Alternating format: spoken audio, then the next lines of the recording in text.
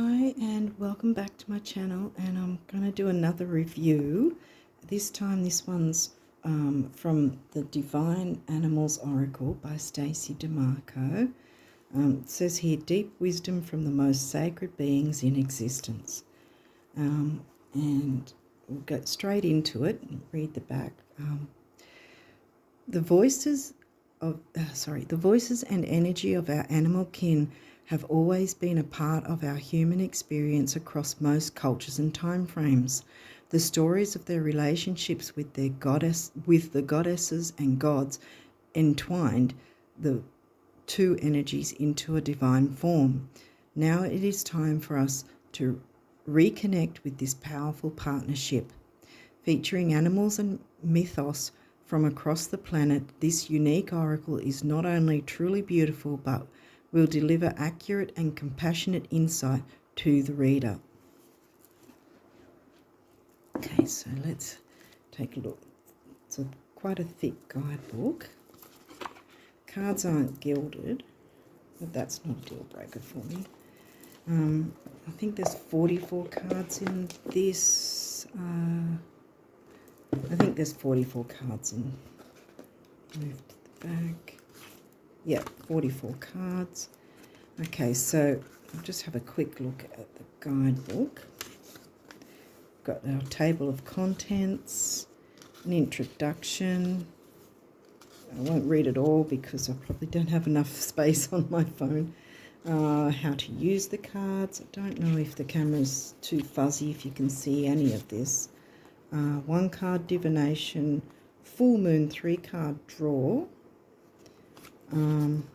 The 4 elements spread, traditional 7-card spread, and a timing spread that walks you through it, but it doesn't have a picture of it. And then I think it goes straight into the cards. And I think at the end it's probably about, I've got the Queen of the Moon deck. And I think that is Stacey. That picture is her. Stacey Demarco is the modern witch. And then about the illustrator, who was, what was the illustrator's name? It would be in the book, wouldn't it? Kinga Richigi. I really hope I'm saying that right. It sounds like I'm butchering that name. Now, I think that this is I think this is set up very similar to the guidebook from the Queen of the Moon deck, where it's got the brief outline there and then a bit of the mythos and then a bit about each animal on the card and then a little bit of magic, symbology, status. So I think that's how it goes with all of it. Yeah. Okay, so we'll get straight into it. Now the card stock, it's thin, but and very bendy.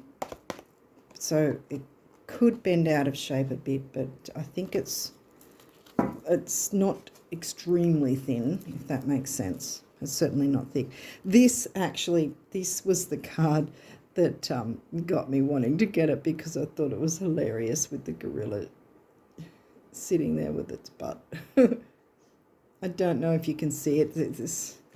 With my camera, it's very, I don't know if it's really picking up a lot of things because you can't really, that's a planet there. You probably can't even see it.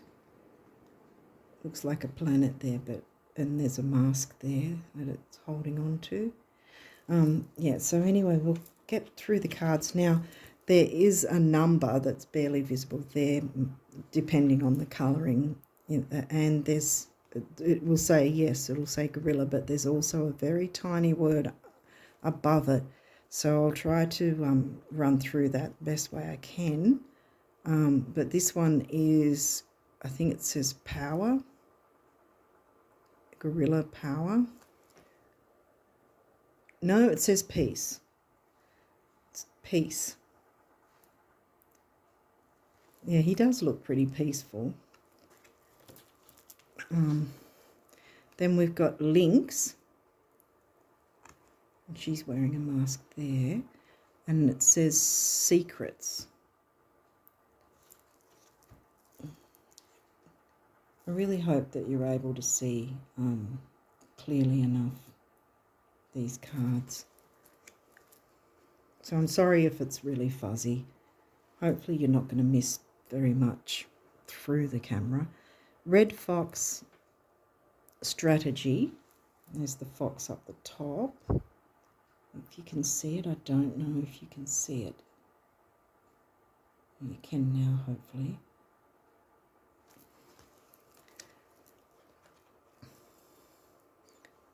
Owl, wisdom, that's generally the consensus. And there's the woman there. I don't know again if the camera's picking her up. Wolverine. Fierceness, yeah. Again, I'll see if I can... you really can't see the look on his face either. He's very, well, he's very fierce, let's just put it that way.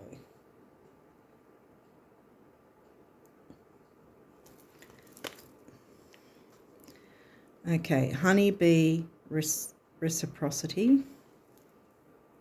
He's got bees all around him. And of course flowers, because bees are attracted to flowers.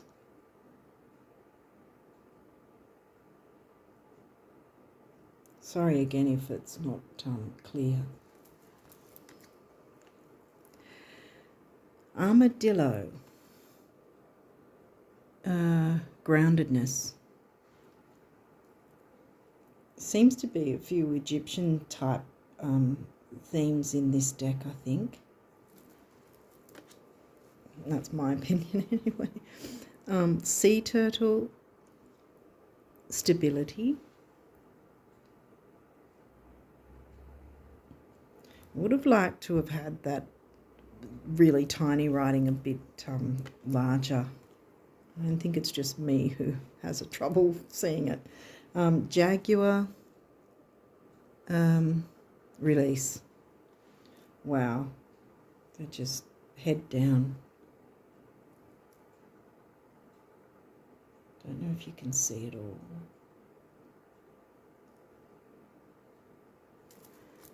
Might be missing things because it's not focusing well. Hopefully not. This has Ganesha vibes. Elephant. Leadership. Oh, okay. I guess Ganesh will take the lead to clear obstacles away for us. Deer. Power. This one's the power one. And there's the deer there. I don't know if it's picking it up. And then the woman with the deer headdress.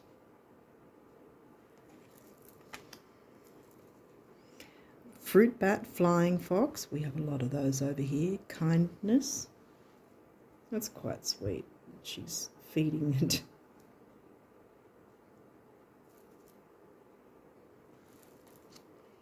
Oh. Tarantula connection. Wow. That one's pretty crazy because there's a tarantula there and there. The tarantulas over here, they can get big, but the huntsman's, or what we call them, huntsman spiders, they're actually quite placid. Yeah, they're not aggressive usually. Seahorse, equality. Don't know if you can see, there's a guy there, and a seahorse, a woman. And this was the same as the box and the guidebook image. And this one says snow leopard. I think it's the Watcher. Yeah, the Watcher.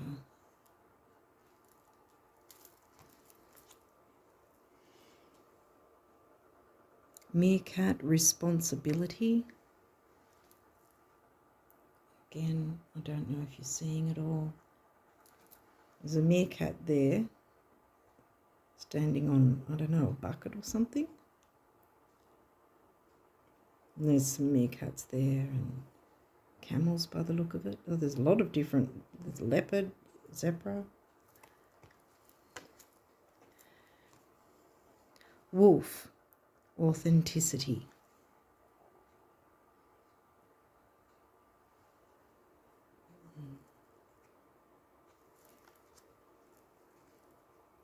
Sea otter, transformation. Oh, interesting. She's done that with other cards before where it's underwater view and above the water view. I actually like that. And she's, I don't know if it's picking it up, but she's got a headdress that's actually a sea otter. I don't know if you can see it. I'm sorry about my camera, it just doesn't want to play ball. Goat, reliability.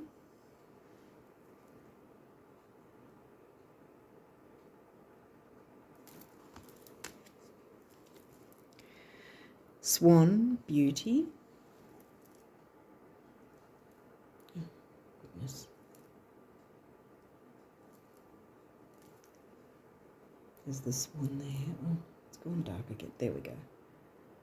And she's in the water. And the swan's the one flying.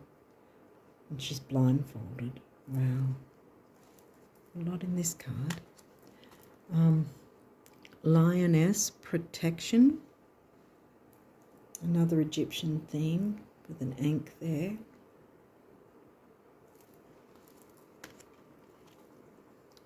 Sacred ibis, learning.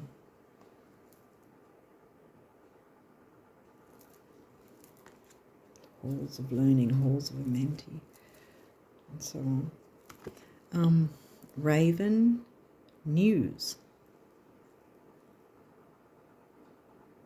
There's the raven's head, and there's a guy. There's actually a guy sitting on something. I don't know. Again, it's really hard to see. I don't know if you can see it. But yeah, that's a guy sitting on, I think, some sort of grape or something.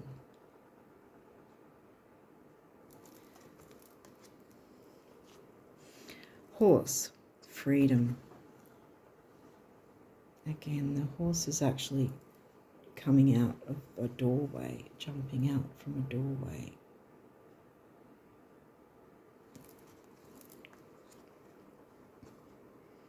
Oh, wow. Peregrine falcon, observation.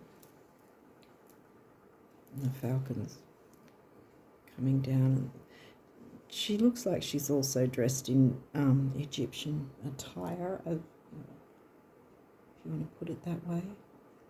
Hope you can see it. Polar bear, ancestors.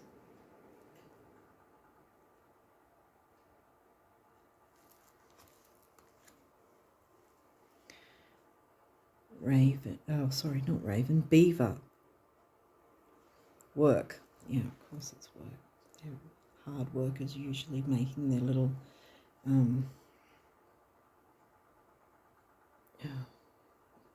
what do they call it in the water where they stop up the water or whatever? Yeah. Butterfly, I'd say that's no, it's the soul. Thought it'd be transformation, but it's the soul.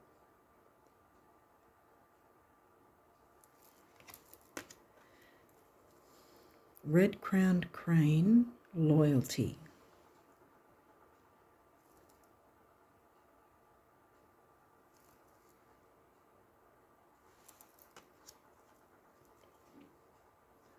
Orca, songlines.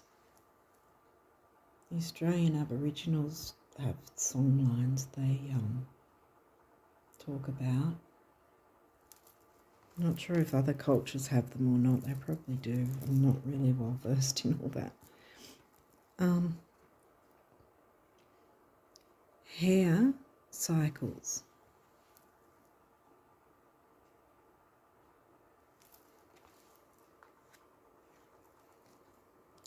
Rhinoceros, moderation.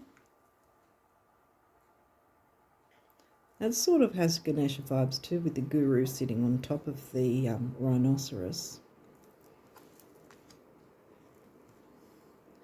Chameleon, change, yeah, of course.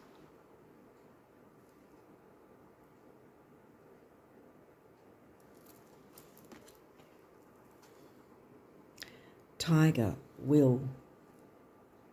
I don't know if you can see the person in the,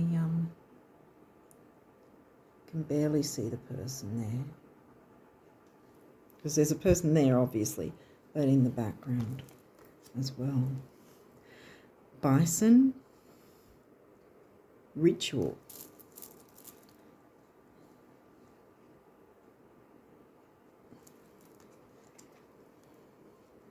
Shark, purpose. Wow.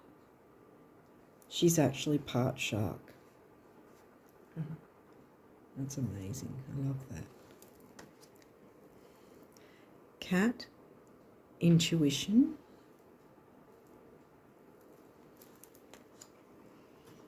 Hyena, fear. Wow, look at this one. Because there's death, bones there, and then life on the other side.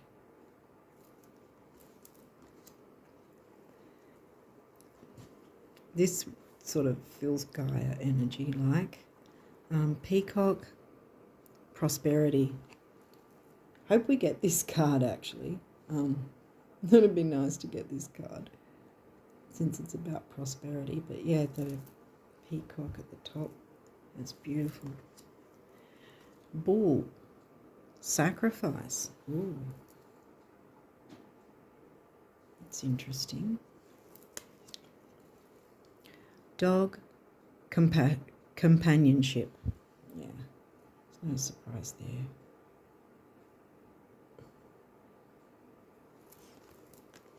With, you know, that's usually what the dog... talking of Gaia, this also seems to represent that sort of vibe. Dolphin, happiness. Hopefully you can see it all there.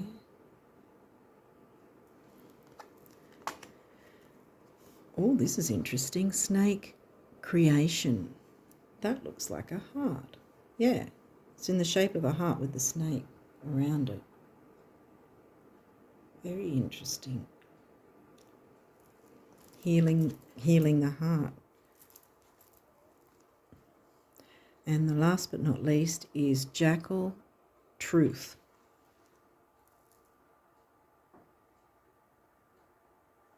That looks pretty powerful too. Okay, so yeah, I touched on the card stock. We'll see.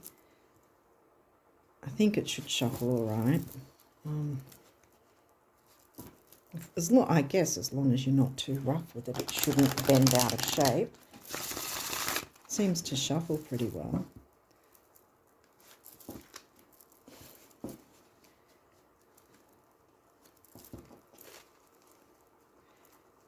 I'll give it a couple of shuffles and then we'll see what we can get as messages. I might not read the full what each card that comes through might have, because I don't know how much space I've got on my phone, and also it might take a little too long, so I'll just see. We'll see what comes through. What messages can we have? What do we need to know right now from the divine animals? Spirit, what do you want us to know? Whoop. Oop. Gosh, that's too many. Maybe this one. Elephant leadership. Ooh, is there any others?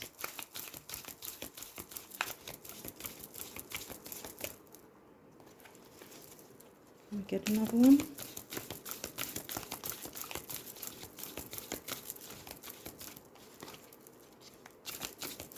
Any more cards? Yep.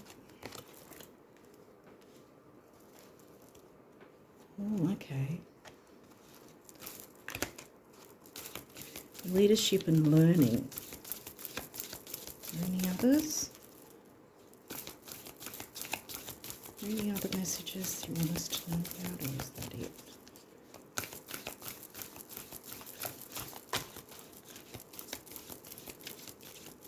I think that's it for now. Let's see. We have, I think that's number 10 and 22, which comes to 32, which comes down to a 5, and that 5 is about freedom in numerology.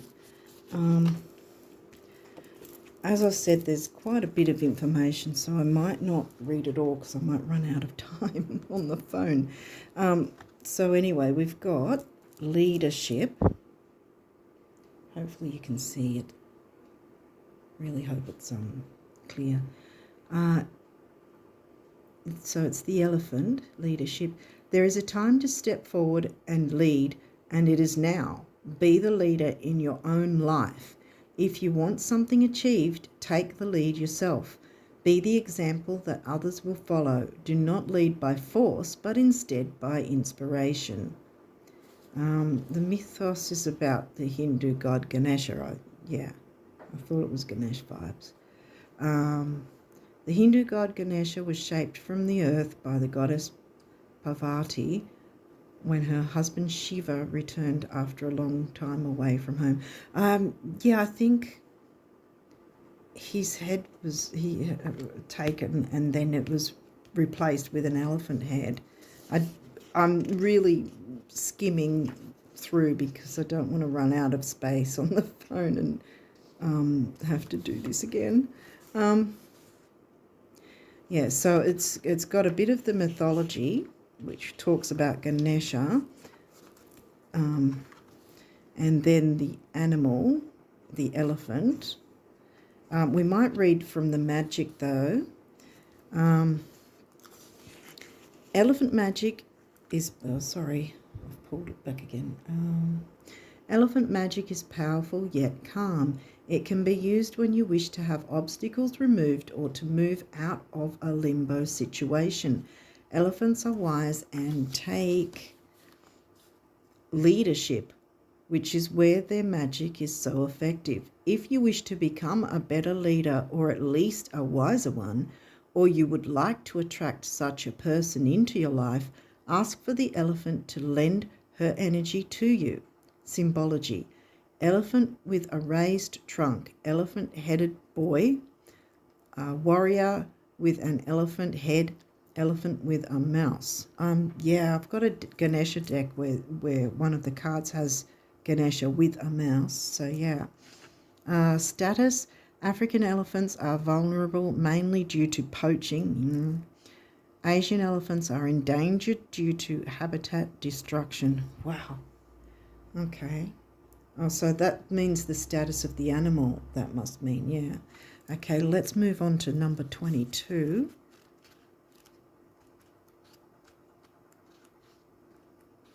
Okay. Sacred Ibis. I thought there was 2 cards for a second. No. Sacred Ibis. Learning. The getting of wisdom takes time, so be patient with your learning and delve deeper. Continual learning is a keystone to growth. You will succeed in your exams or study. While everyone has a source of wisdom within them, not everyone chooses to exercise it. If you cast magic, do it with full knowledge of the consequences. And then there's the mythos of Ibis.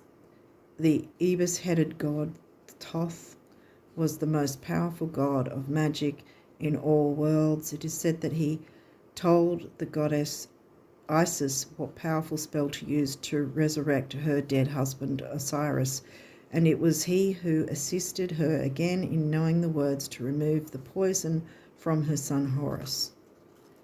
As I said, I won't go through it all because we might be here for too long. The animal, that'll be about more about the ibis in general. The magic, we'll go straight into the magic of it. Again, sorry I'm not holding it up. Hopefully you can see it. The sacred ibis was a revered creature in ancient Egypt, representing Thoth, the god of wisdom and learning. So honoured as a gift to Thoth, they were given full mummification and bred especially for this purpose. According to historical accounts from figures such as Aristotle and Strabo, ibises could be found in the streets of the cities, including Alexandria. I don't know if it's ibis or ibis. Anyway, ibis magic inspires us to be curious and to learn more about the world. If we are students of any kind or wish to know a subject more deeply, we can call upon this energy. Thoth teaches us that while we can seek counselling from others, often our best and first port of call is actually ourselves. Symbology: man with an ibis head, lunar disc, book of knowledge, Egyptian alphabet. Status: of least concern. Okay, I don't know what exactly that's supposed to mean. Maybe they're not endangered. Okay. Well, so let me know what you think of this deck. Like I said, it seems to be set out similar to the Queen of the Moon in its guidebook. I think it gives enough information, though, that you can work with. I don't mind this deck, actually. I'm going to need to get used to it a bit more, but I quite like it. The cardstock could be a little thicker, but I think it's all right. Yeah, let me know what you think. And anyone who is studying, I think it will obviously go pretty well for you. I wish you all the best. Thank you for watching, and I'll speak to you soon. Take care. Bye for now.